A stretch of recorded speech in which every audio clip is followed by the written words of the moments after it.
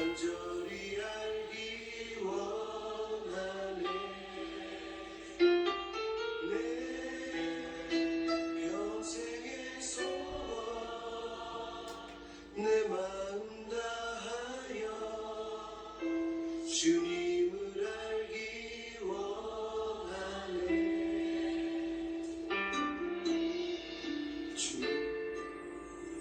주님을 더욱 알기 원하네. 나 주님을 더욱 알기 원하네. 내 마음 다해 내 평생의 소원 내 주님 한 분만 간절히 알기 원하네. 내 평생의 소원 내 마음 다하여 주님을 알기 원하네. 주님의 사랑으로 나를 채워주소서. 주의 사랑으로 채우사 주님 알게 하소서. 나의 삶의 소망은 오직 하나 주님 알기 원하네.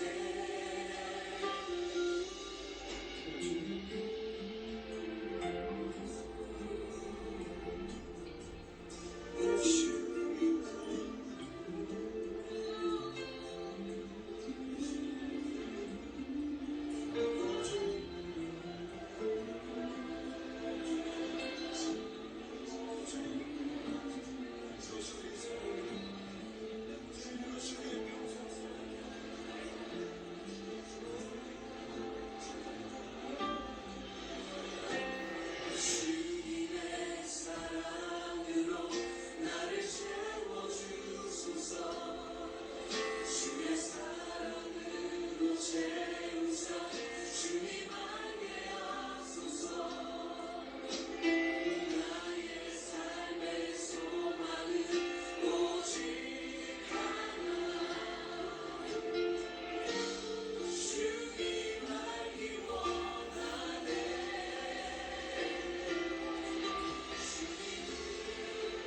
더욱 알기 원하네. 나 주님을 더욱 알기 원하네. 내 마음 다해 평생의 소원 내 주님 한 분만 간절히 알기 원하네. 평생의 소원 내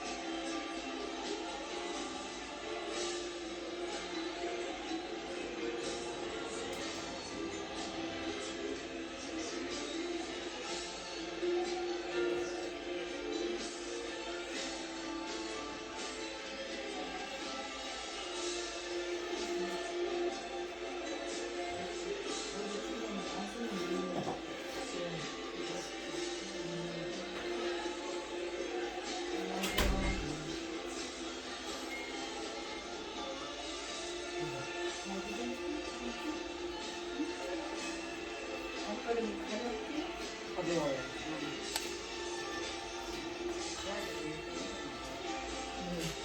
가볍게 앞걸음이 좋아지고 있어요. 말씀으로 살펴줘요, 목사님.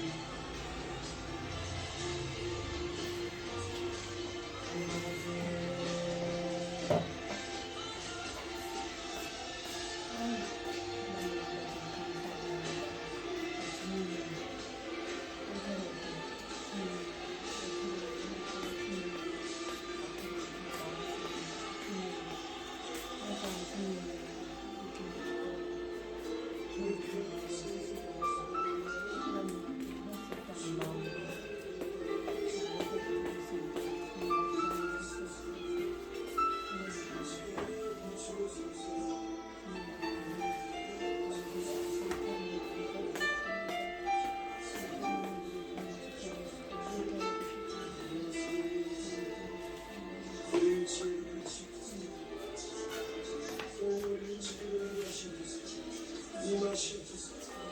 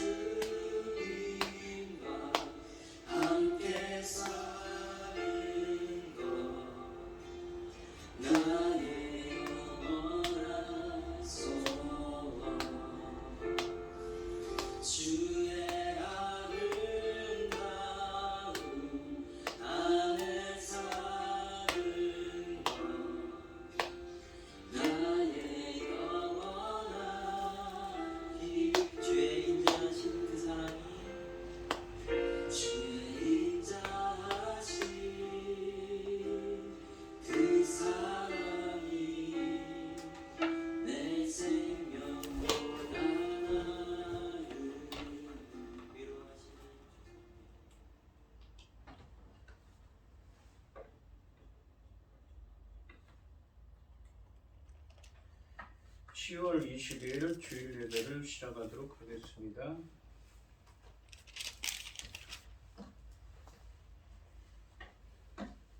여호와는 나의 목자시니 내게 부족함이 없으리로다. 그가 나를 푸른 풀밭에 누이시며 쉴만한 물가로 인도하시는도다. 내 영혼을 소생시키시고 자기 이름을 위하여 의의 길로 인도하시는도다. 내가 사망의 음침한 골짜기로 다닐지라도 해를 두려워하지 않을 것은 주께서 나와 함께 하심이라.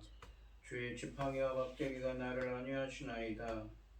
주께서 내 원수의 목전에서 내게 상을 차려주시고 기름을 내 머리에 부으셨으니 내 잔이 넘치나이다.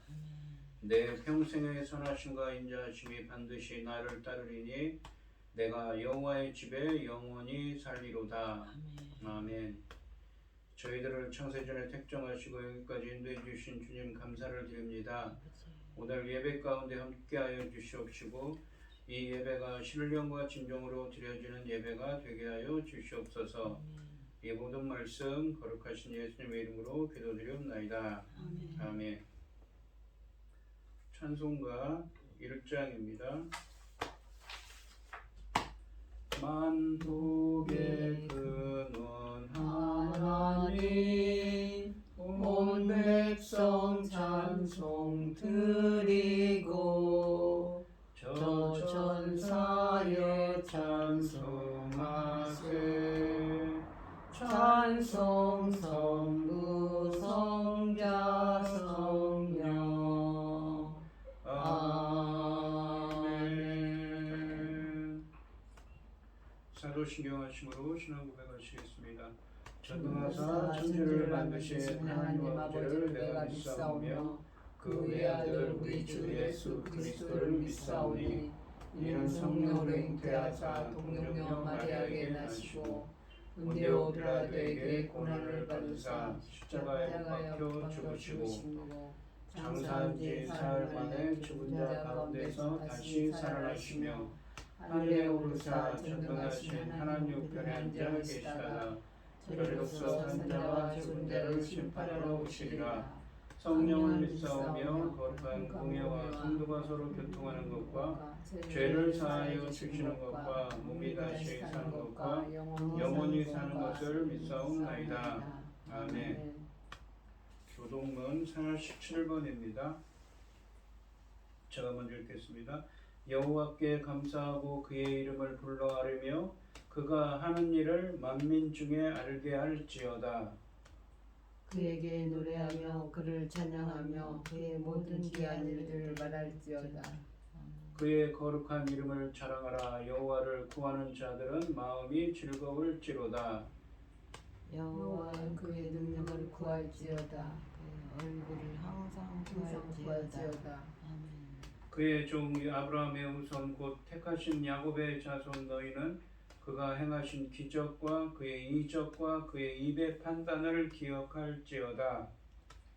그는 여호와 우리 하나님이시라. 그의 판단이 온 땅에 있도다.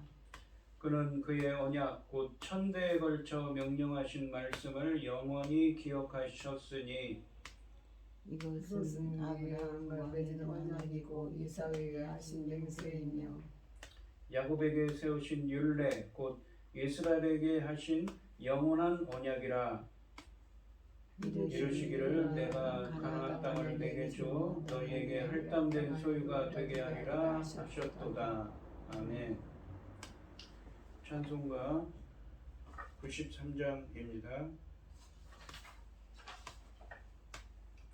예수는 나의 힘이요 내 생명 되시니 구주 예수 떠나 살며 죄 중에 빠지리.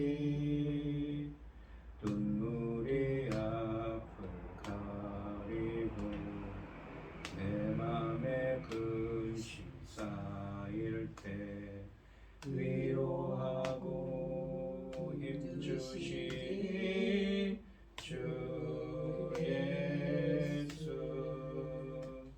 예수는 나의 힘이요 내 친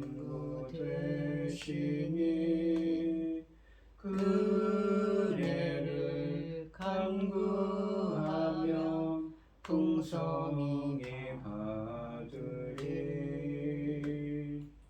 햇빛과 비를 주시니 추수할 곡식 많도다 귀한 열매 주시느니 주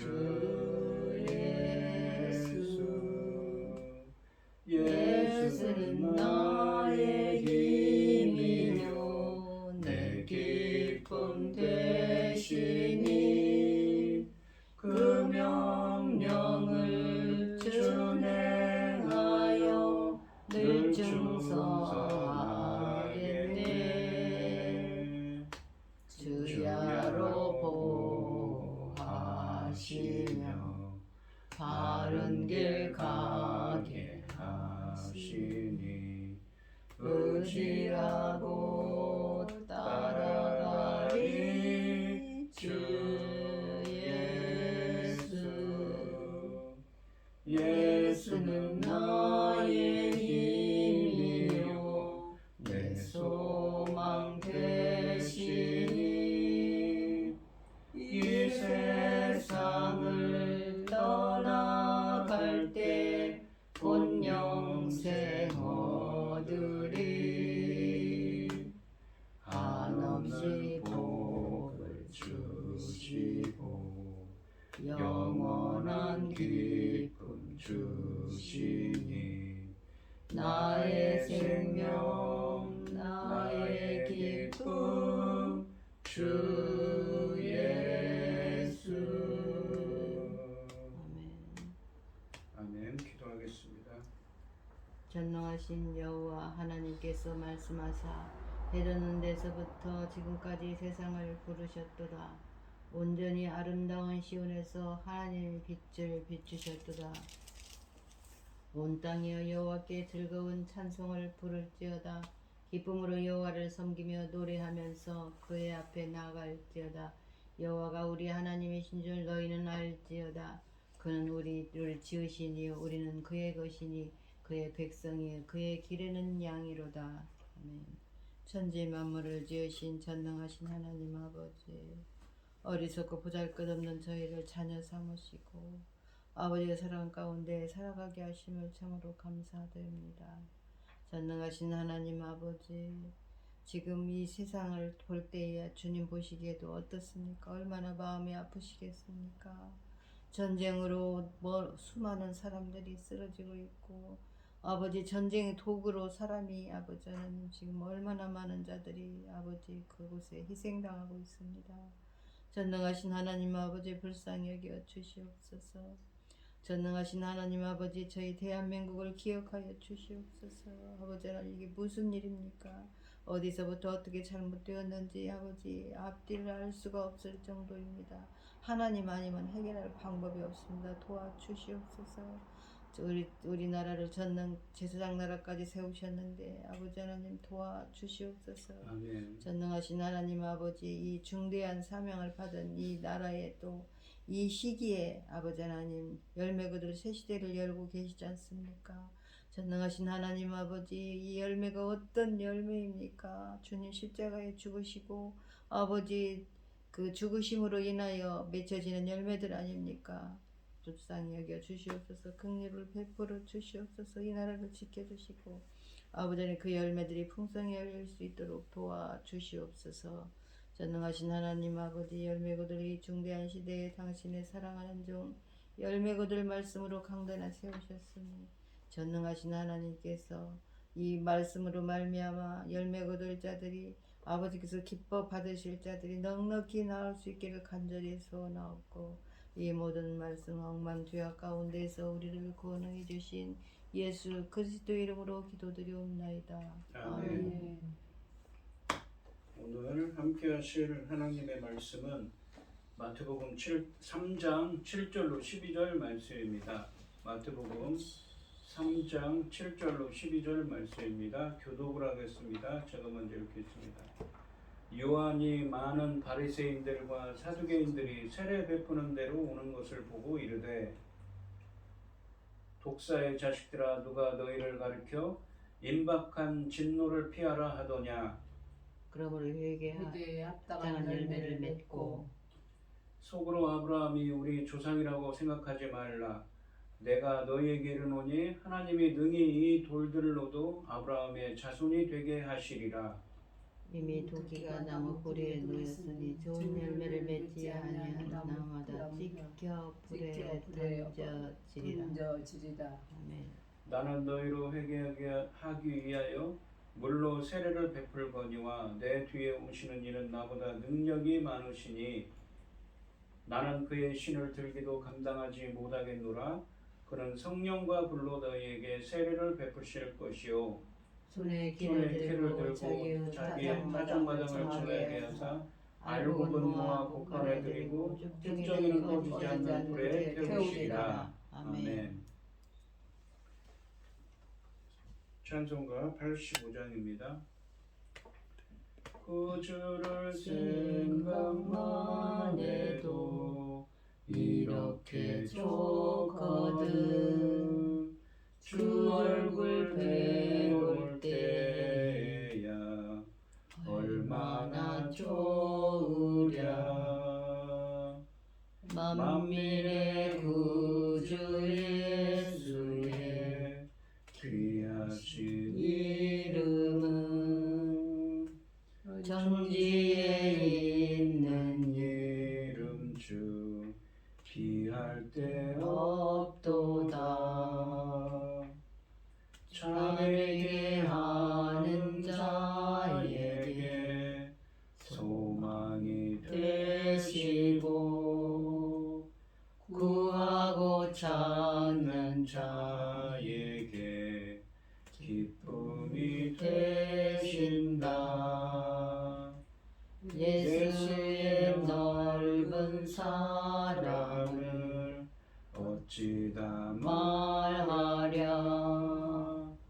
주 사랑 받는 사람만 그 사랑 알도다.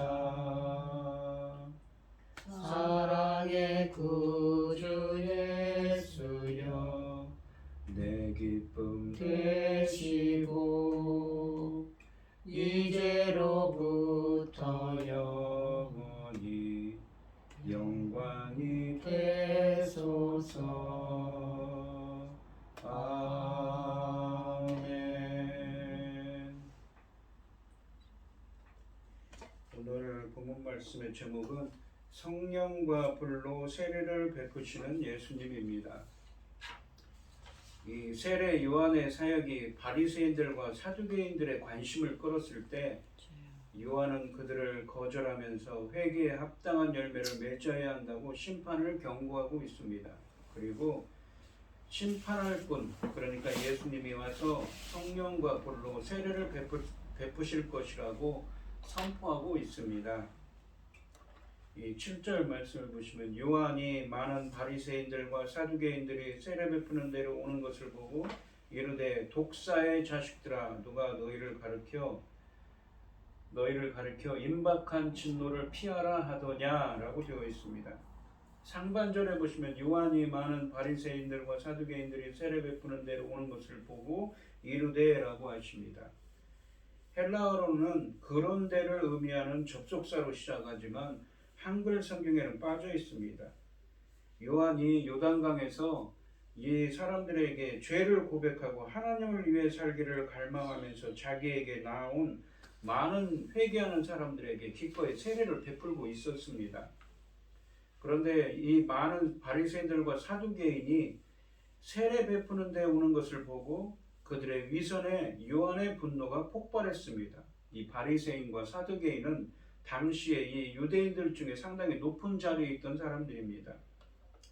그들은 세례를 받으러 온 것이 아니라 세례 베푸는 곳으로 왔습니다.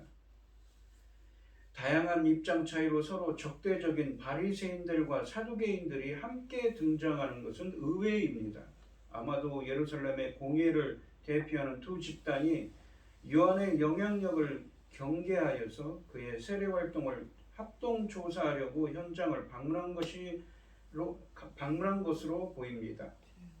이들은 5절과 6절 말씀처럼 죄를 자복하고 세례를 받은 무리와 같이 세례를 받으려고 온 것이 아니라 그냥 세례를 주는 현장을 보기 위해 왔습니다.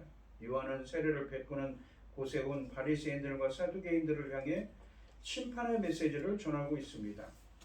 이 하반절을 보시면 독사의 자식들아 누가 너희를 가리켜 임박한 진노를 피하라 하더냐. 이 독사의 자식들아 라는 말은 욕입니다. 예수님도 이런 욕을 하시죠. 요한은 자신의 세례를 감시하러 온 세례 바리새인들과 사두개인들을 독사의 자식들아 라고 부릅니다. 이 과격한 호칭은 예수님께서도 2번 사용하시는데 언제나 바리새인들을 상대로 사용합니다. 독사들은 에덴 동산의 뱀을 연상하게 하는 사악한 성격을 상징하는 표현입니다. 요한이 그들을 이처럼 부른 것은 그들이 회개한 자들이 아님을 확인해 줍니다. 요한은 그들에게 누가 너희를 가르쳐 임박한 진노를 피하라 하더냐라고 하는데 이 곧 누구도 그들에게는 진노를 피하도록 도움을 주지 않는다는 말씀입니다. 임박한 진노라는 표현은 그들이 직면하게 될 것으로 기대되는 종말론적인 심판을 지칭합니다. 이들이 하나님의 진노를 피할 길은 회개하는 것뿐이지요. 이 9절, 8절 말씀을 보시면 그러므로 회개에 합당한 열매를 맺고라고 말합니다. 세례 요한은 7절 말씀에 임박한 진노를 피할 수 있는 유일한 길은 회개에 합당한 열매를 맺는 것이라고 밝히고 있습니다. 이 말씀은 한편으로 앞절인 7절 말씀에 바리새인들과 사두개인들을 대상으로 한 말이지만 다른 한편으로는 처음에 이 지난 시간에도 얘기했지만 회개하라 천국에 가까웠느니라 라는 요한의 선포를 들었던 모든 사람들이 들어야 할 구원의 원리입니다. 합당한 열매라고 되어 있는데 합당하다라는 말의 의미는 어울린다, 일치한다는 의미입니다. 회개한 사람은 자신이 고백한 것과 격이 맞는 삶을 살아야 한다는 것입니다. 세례 요한은 자기에게 나오는 사람들에게 진정으로 회개했음을 나타내는 구체적인 증거, 그러니까 회개에 합당한 열매를 맺기를 촉구하였습니다. 이것은 사람들이 단지 형식적으로만 자신의 세례에 참여하는 것을 막기 위함입니다. 죄를 진정으로 회개해야 합니다. 회개는 말과 마음만의 문제가 아닙니다. 그것은 삶의 방향을 완전히 바꾸는 전격적인 행동의 변화를 의미합니다. 9절 말씀을 보시면 속으로 아브라함이 우리 조상이라고 생각하지 말라. 내가 너희에게 이르노니 하나님이 능히 이 돌들로도 아브라함의 자손이 되게 하시리라 라고 하십니다. 이 아브라함의 자손이라는 말은 무엇입니까? 영적인 의미죠. 육신적인 자손이 아니라 영적인 자손입니다. 로마서 4장에 가시면 아브라함의 자손이 누구입니까? 바로 예수 그리스도를 믿는 자가 이 아브라함의 자손이라고 표현을 하죠. 8절 말씀의 열매 주제는 10절로 연결되며 그 사이에 9절 말씀이 끼어 있는데 이 9절 말씀의 논점이 열매 주제와 긴밀하게 연관되어 있음을 보여줍니다. 상반절에 보시면 속으로 아브라함이 우리 조상이라고 생각하지 말라 라고 하십니다. 바리새인들과 사두개인들 그리고 회개에 합당한 열매를 맺지 않은 모든 유대인들의 문제는 그들 스스로 우리는 선택받은 존족, 선택받은 민족, 선민 사상에 강했다는 것입니다. 아브라함을 조상으로 둔 선택받은 민족이라는 것이지요. 그들은 자신들이 아브라함의 육체적 자손이라는 사실을 구원의 충분 조건으로도 생각했는데 요한은 그들이 가졌다고 생각하는 그 특권이 무용지물임을 지적하고 있습니다. 또 형식적으로 율법적인 종교인들에 대한 책망인 것입니다. 유대인들은 육체적으로는 아브라함의 자손이 되면 자동적으로 구원을 받는다고 생각했습니다. 세례 요한은 그런데 그러한 생각을 통렬히 반박하고 있는 것이지요.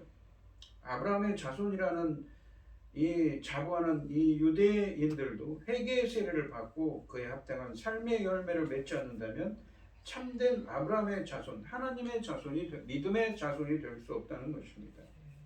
육체적인 혈통은 결코 구원의 보증이 될 수 없기 때문인 것이지요.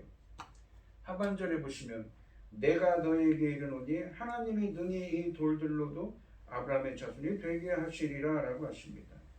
요한은 돌 비유를 사용해서 유대인들의 자부심에 찬물을 끼얹고 있습니다.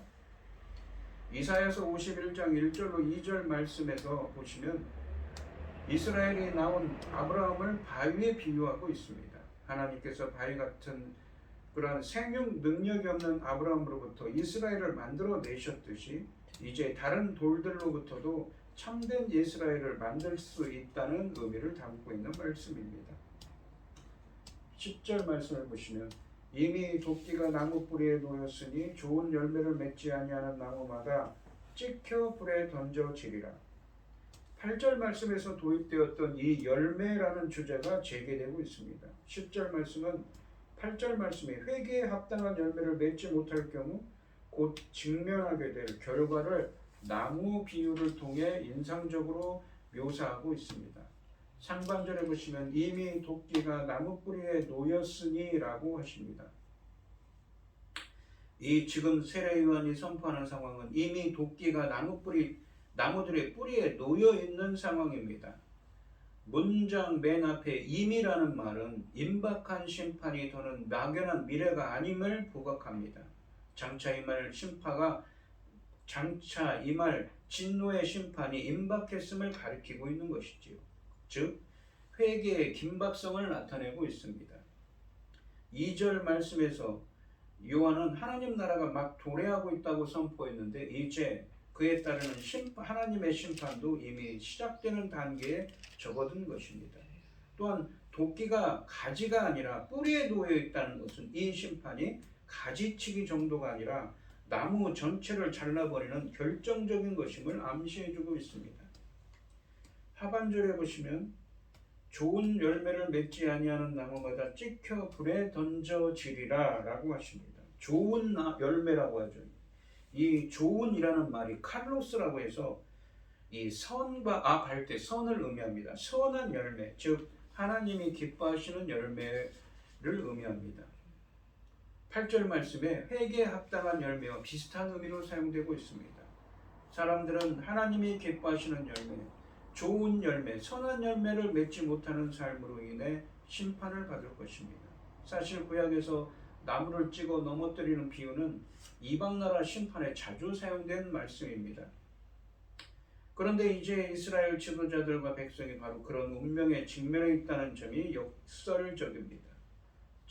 찍힌 나무의 최종적인 운명은 불 속에 던져지는 것입니다. 불이라는 이러한 상징은 구약성경과 신약성경 성경 전체에서는 대체적으로 심판에 대한 비유로 많이 쓰여져 있죠. 여기서도 하나님의 궁극적인 심판에 대한 말씀을 하고 있고 이 불 속에 던져진 자의 운명은 12절 말씀에서 좀 더 구체적으로 묘사되고 있습니다. 11절 말씀해 보시면 나는 너희로 회개하기 위하여 물로 세례를 베풀거니와 내 뒤에 오시는 이는 나보다 능력이 많으시니 나는 그의 신을 들기도 감당하지 못하겠노라. 그는 성령과 불로 너희에게 세례를 베푸실 것이요 라고 되어 있습니다. 11절과 12절 말씀은 이제 예수님에 대한 이야기를 하고 있습니다. 11절 말씀해 보시면 요한은 자신의 세례가 더 큰 세례를 준비하는 것일 뿐이라고 말합니다. 상반절에 보시면 요한은 먼저 자신의 세례에 대해 말합니다. 나는 너희로 회개하기 위하여 물로 세례를 베풀거니와 라고 말합니다. 이 세례 요한의 세례는 무엇보다도 물로 준다는 점이 두드러집니다. 이것은 뒤이어 소개될 성령과 불로 베푸시는 예수님의 세례와 대조를 이룹니다. 요한의 세례는 회개의 초점이 맞춰져 있습니다. 이것은 그의 선포의 초점이 회개에 있다는 말씀에 비추어 자연스러운 것입니다. 8절과 2절 말씀에 회개에 합당한 열매를 맺으라고 그랬죠. 요한이 사람들에게 세례를 베푼 것은 그들이 하나님께 죄의 용서를 간청했고 하나님이 그들에게 원하시는 삶을 살겠다고 결심했음을 나타내는 표시였습니다. 세례는 헌신의 외적인 표시인 것이지요. 이것이 효력을 발생하려면 변화된 삶에 따르는 내적인 태도 변화를 수반해야 했습니다. 요한의 세례는 구원을 가져다 주지는 못합니다. 그것은 오시는 메시아를 맞고 그의 메시지와 그의 세례를 받도록 사람들을 준비시켰습니다. 중반절에 보시면 내 뒤에 오시는 내 뒤에 오시는 이는 누구입니까? 바로 메시아이신 예수님이죠. 나보다 능력이 많으시니 나는 그의 신을 들기도 감당하지 못하겠노라 라고 하십니다. 내 뒤에 오시는 분은 하나님 나라로 오실, 하나님 나라를 도래하게 하실 메시아를 지칭합니다. 요한은 자신과 비교하여 메시아의 강함을 부각시키는데 그의 신을 들기에도 부족하다고 선언합니다. 이러한 대조는 두 세례 사이의 대조로 연결됩니다. 이 하반절에 보시면 그는 성령과 불로 너희에게 세례를 베푸실 것이요 라고 하십니다.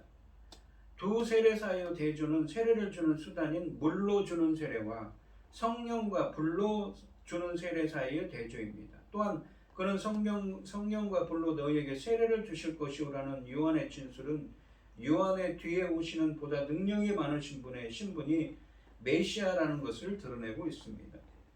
이 성령의 오심은 메시아가 도래의 일부분으로서 구약 성경에서 특히 예언되어 왔습니다. 또한 세례하다를 의미하는 헬라어 단어 밥티조라는 말은 원래 최초로 쓰여진 이 헬라어 사전에 보시면 이 말은 씻다라는 의미도 있고 푹 촉촉히 적시다, 푹 담근다의 의미도 있습니다. 그러니까 이 씻다라는 말은 깨끗하게 한다는 의미도 있고 푹 담근다, 촉촉히 적신다라는 의미도 있는 것이죠. 이 말은 이 헬라어 사전에 보시면 주전 2세기의 그리스 시인인 니켄더가 이 채소를 뜨거운 물에 데쳤을 때 어떤 변화가 일어납니까? 그 채소가 바로 숨이 죽는다는 표현을 쓰죠. 그런 것처럼 이 영구적인 변화, 퍼머넌트 익스체인지를 일으킨다는 것을 사용할 때 그러한 변화가 일어나는 것을 보고 세례라는 표현, 그러니까 밥티조라는 이 헬라어를 사용했습니다. 불이라는 말은 10절과 12절에서 심판의 수단으로 사용된다는 점을 고려할 때 여기서도 심판의 기능이 부각됩니다.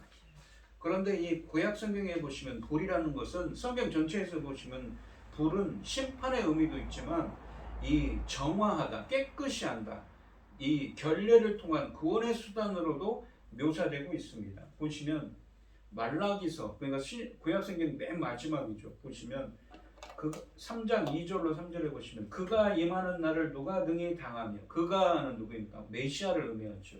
그가 나타나는 때에 누가 능히 서리요? 그는 금을 연단하는 자의 불과 표백하는 자의 잿물과 같을 것이라.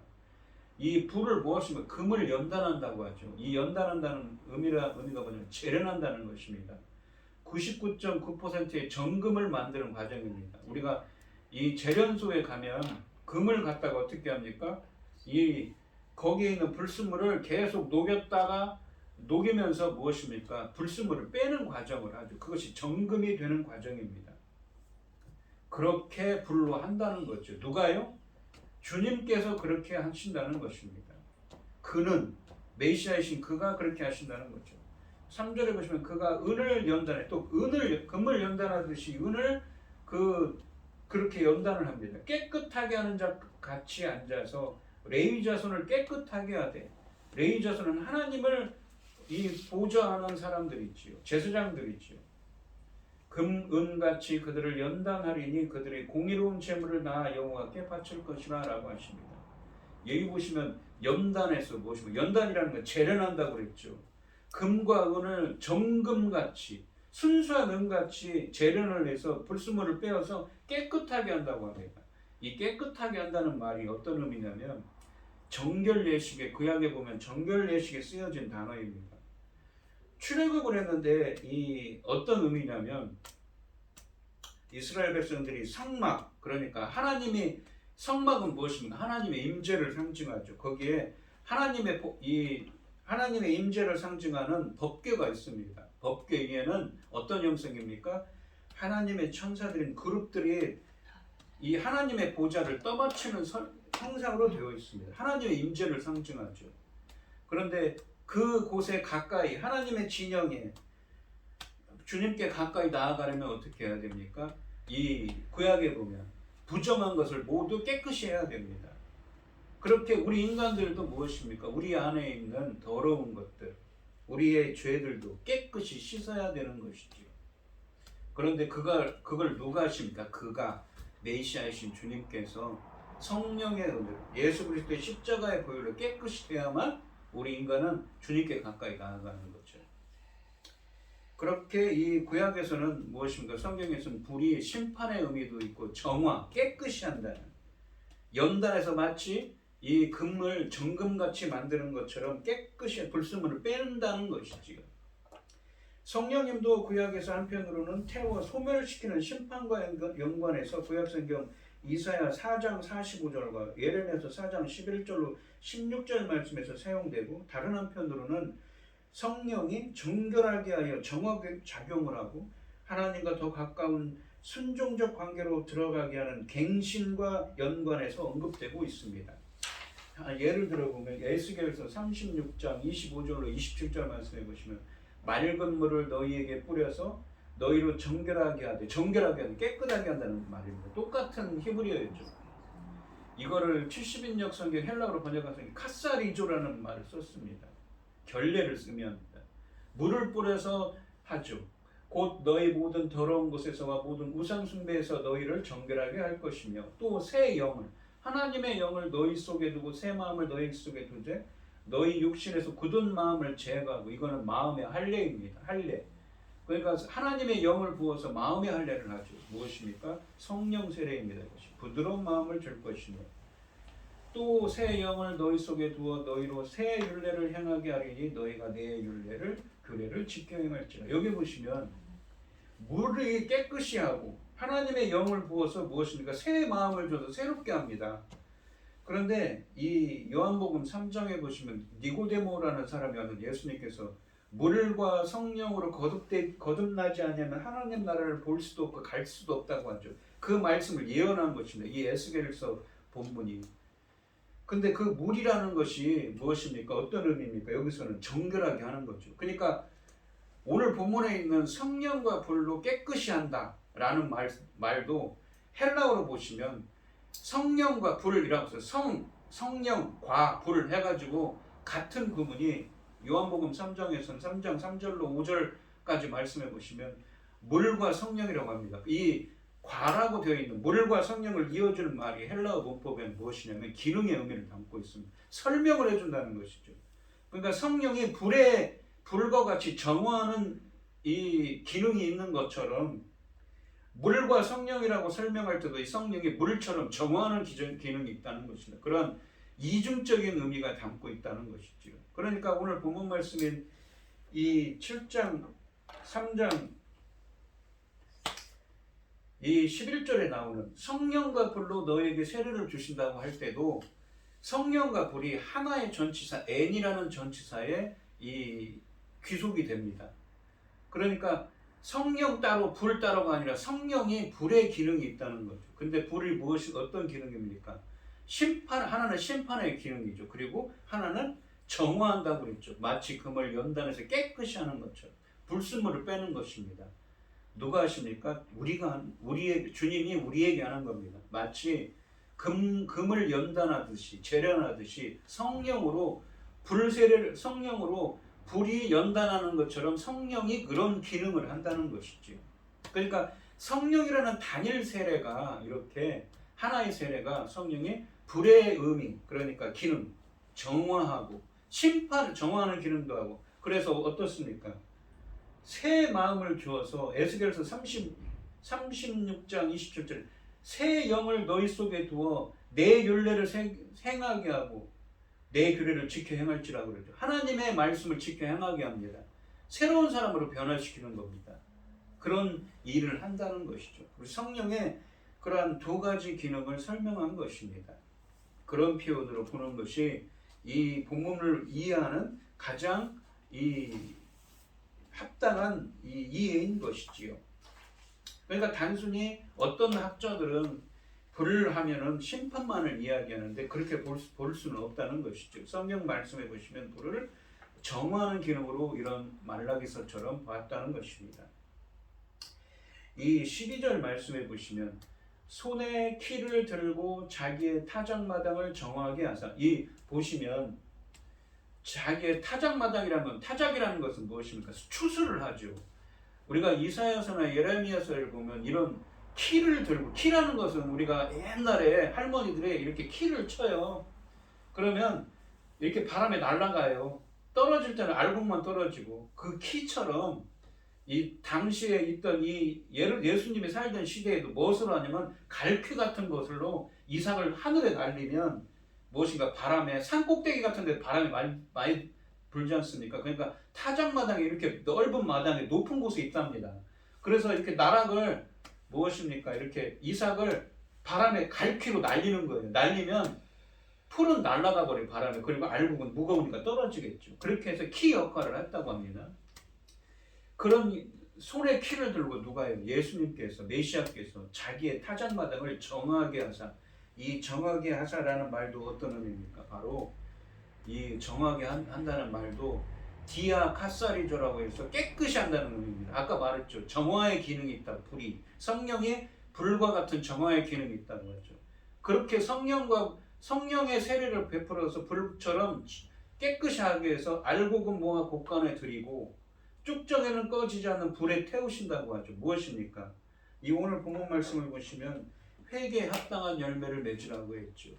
회개에 합당한 열매를 맺은 사람들, 진정으로 그가 회개하고 하나님께 돌아와서 그의 행위에서도 그의 삶에서도 예수님처럼 말씀처럼 변화된 사람들에게는 성령과 불로 세례를 베푸시는 예수님께서 성령 세례를 베푸셔서 회개에 합당한 열매를 맺은 자들에게는 어떻게 하십니까? 그들을 깨끗이 하시고 정하게 하시고 알곡처럼 성령 세례의 은혜를 베푸셔서 변화시킨다는 것입니다.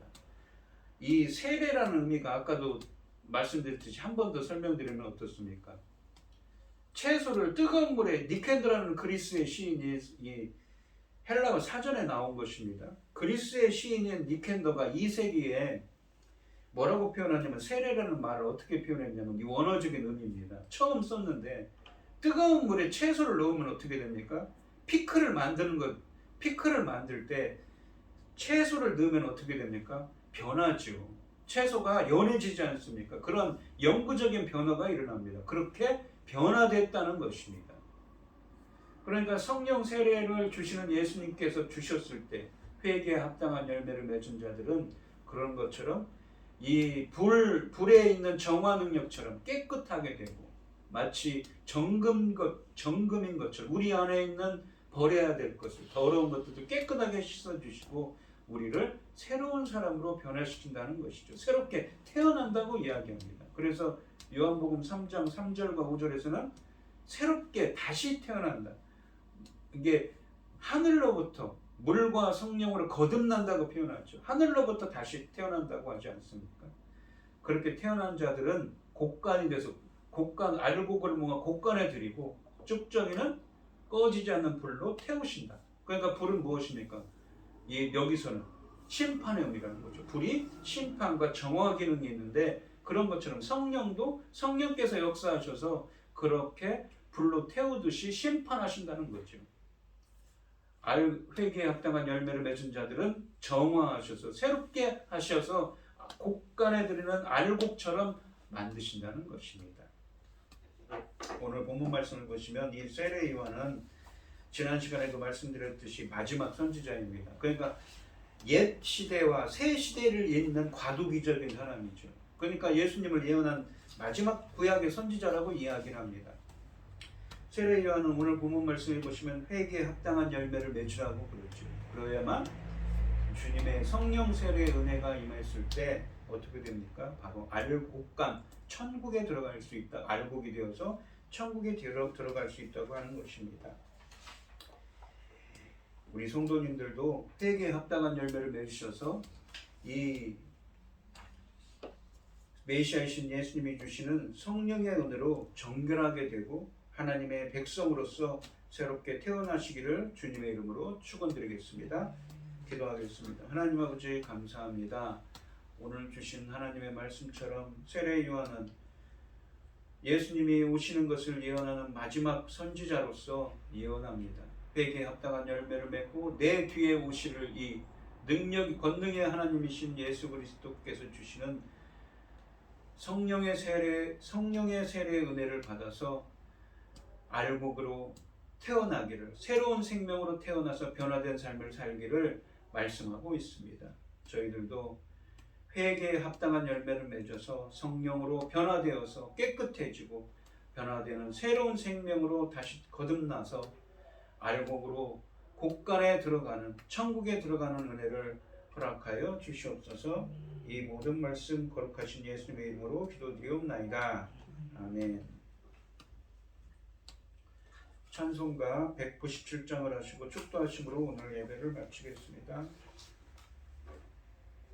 은혜가 풍성한 하나님은 한 사람 한 사람 한 사람 어제도 오늘도 언제든지 편찮고 보호해 주시네.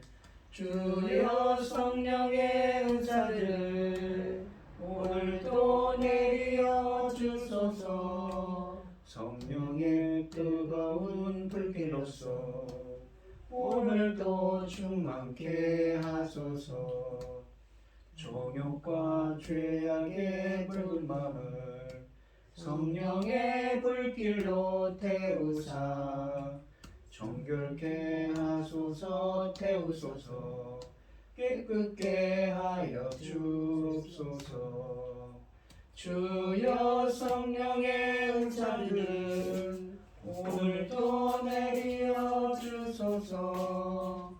성령의 뜨거운 불길로서 오늘도 충만케 하소서. 희생의 제물로 돌아가신 어린 양 우리 주 예수여, 구속의 은혜를 내리시사 오늘도 주원해 주소서. 주여 성령의 은사들을 오늘도 내려 주소서. 성령의 뜨거운 불길로서 오늘도 충만케 하소서. 주님의 기쁘신 은혜만을 세상에 널리 전하리니 하늘의 능력과 권세로서 오늘도 입혀 주옵소서. 주여 성령의 은사들을 오늘도 내려 주소서. 성령의 뜨거운 불길로서 오늘도 충만케 하소서. 아멘. 기도하겠습니다.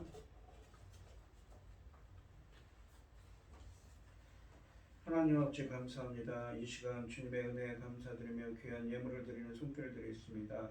오늘 주신 말씀처럼 회개에 합당한 열매를 맺고 주님이 주시는 성령의 은혜로 말미암아 깨끗하게 되고 하나님 나라의 백성으로 거듭날 수 있도록 새롭게 태어날 수 있는 은혜를 허락하여 주시옵소서. 날마다 새롭게 하여 주시옵소서. 이 시간 주님의 은혜에 감사드리며 귀한 예물을 드리는 손길을 드리겠습니다. 우리 김혜성 권사님 주님께 귀한 예물을 드립니다. 주님께서 기억하시고 간구와 기도에 귀 기울여 주시고 응답하여 주셔서 우리 권사님 앓고 있는 질병들 깨끗이 나을 수 있도록 은혜 베풀어 주시옵소서.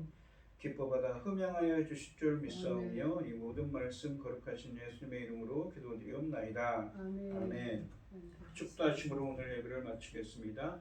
이제는 주 예수 그리스도의 은혜와 아버지 하나님의 극진하신 사랑과 성령의 교통하심이 성도들 머리 위에 이제로부터 영원히 함께 있을지어다.